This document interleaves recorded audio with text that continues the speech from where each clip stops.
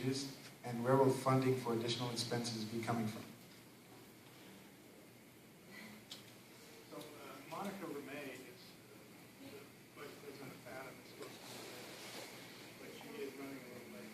All right, I guess we can hold off on that question and wait for Vice Provost Ramey to arrive. I guess now we'll open the floor for a discussion. Okay, we have a question here.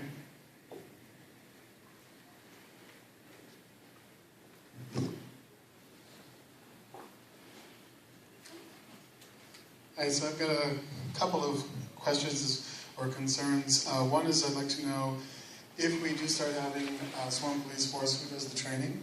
Where will they be trained? Because I have to say, as having come from outside Oregon and to Oregon, I don't like the training that the Portland police receive.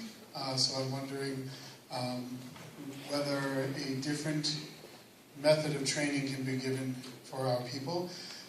Second is, would it be necessary, since this hasn't been addressed at all, to arm all of the police officers, or if there could be a two-tiered system where we have armed police and unarmed police? On a college campus, I do get concerned, especially in the United States. It seems that officers have a tendency to react with their weapons before they actually consider what's going on.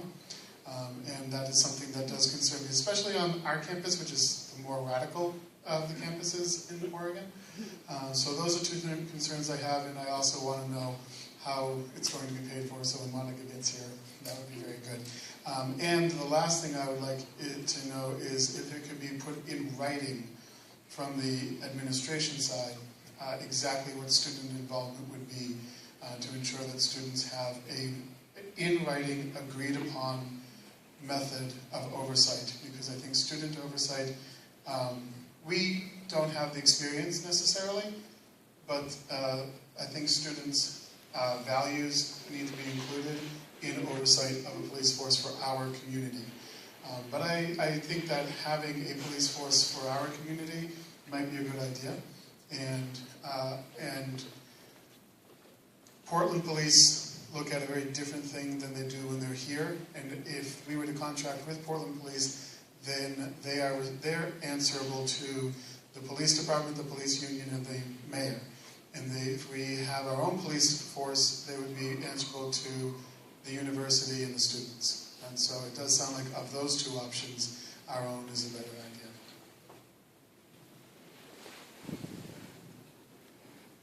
10 minutes to response, if you have a response. Sure. The current model is that all training costs for CPSO are absorbed by the university. Sworn police officers are provided training by the Board on Police Standards and Training in Salem. It's a statewide 16-week academy that will be paid for by the state. And I don't remember the rest of the questions. Oh, tiered police force? Oh, yeah, tiered police force. So typically you have a sworn police department and you have a non-sworn public safety department. I would imagine the same would here. You would have a bifurcated department because there certainly are a lot of functions that don't require a sworn police officer. Locking, unlocking buildings, doing escorts. There's a lot that doesn't require a fully sworn trained police officer. So I imagine the model we would be looking at here would also be bifurcated. Thank you. Student involvement.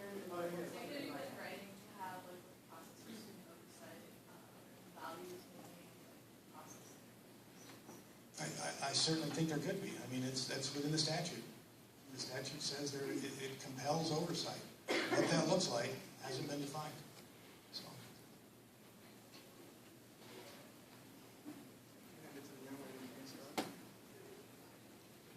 Hi, my name is Sarah, and I'm curious if, like you said, sort of a big part of the proposal is making the campus more safe for rape survivors and victims of sexual assault. If other options have been explored, especially if it is going to possibly cost up to $2 million, because I think given the just statistics show that 1 in 4 college women are going to be sexually assaulted.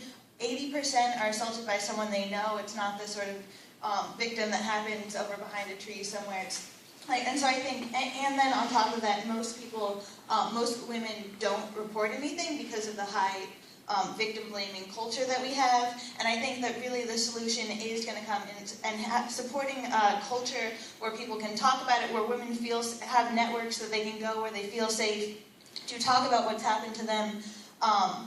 And I think that especially given, and I just don't think that policing is the answer to that, and I think that given the hyper-male culture of law enforcement and the unique and intensely female experience of rape, it's hard to think of a worse match than law enforcement and rape survivors. And I think that there's so many other things that we could support that probably would be costing a lot less money, just like rape crisis centers, having a 24-hour hotline that's open 7 days a week where women actually feel safe. They know that they can go somewhere anytime. They know that they're not going to be blamed for their situation, which often we've seen, like the slut walk movement happened because police were blaming women, saying, so often a woman goes and reports it to the people that they're told to go and report what happened to them, and they're told, oh, it's because she was drunk, because she wore whatever, she looked too hot, and it's her fault. And I think a lot of women don't, and again, most women don't report what happens because they don't feel safe, and I think that what we need to be supporting is making women feel safe to talk about what's happening to them, and I think that the way to do that isn't policing, and it could probably cost much less than $2 million.